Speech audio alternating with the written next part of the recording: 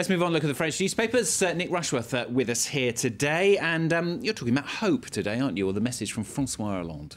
Hope.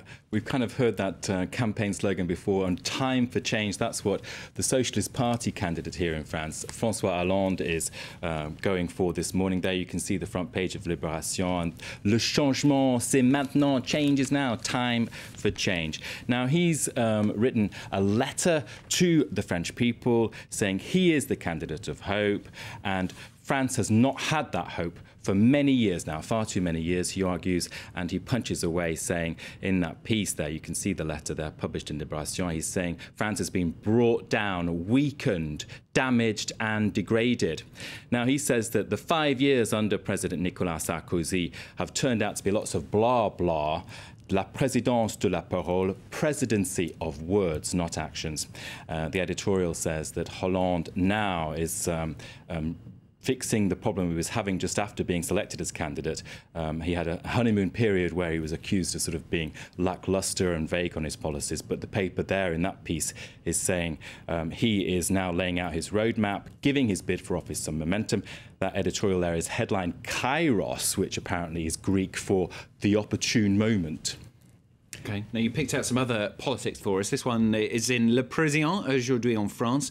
Not, though, about the presidential campaign. What's this about? It's for the politicking doesn't end in April and May. It goes on into June, okay. Goes on and on and on. And right. Fortunately, there will be a long summer holiday, the French tradition. But basically, what we've got is the legislative vote in France. And Le Président aujourd'hui en France, today in France, is leading on who is being parachuted into safe seats for that election, or who wants to be. And you can see there lots of personalities being looked at. There are 7 particular politicians that the paper says either are being parachuted in or want to be parachuted in. And one of those, perhaps the top example, is the Interior Minister Claude Guéant, who is very much Sarkozy's right-hand man, and he is being parachuted into a seat just across the river here from the France 24 offices in Boulogne-Billancourt. So that's making a lot of noise here. The cartoon there in that paper shows the candidates walking around as if they're ghosts,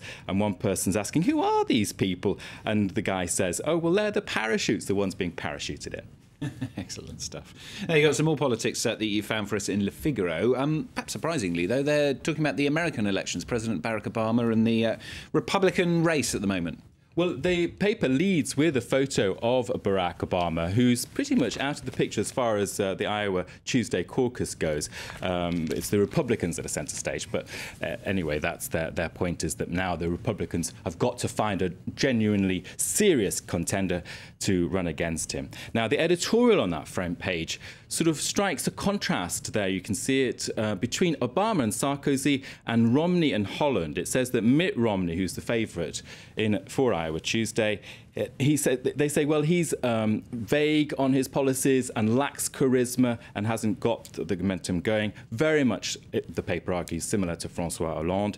And it draws a contrast, too, between Sarkozy and Obama, saying, well, do they face a similar dilemma? Are the voters in the end going to judge Obama and Sarkozy on their track record and their campaign policies, or are they going to take what the paper says are irrational decisions about those two men? So figure that out as you will.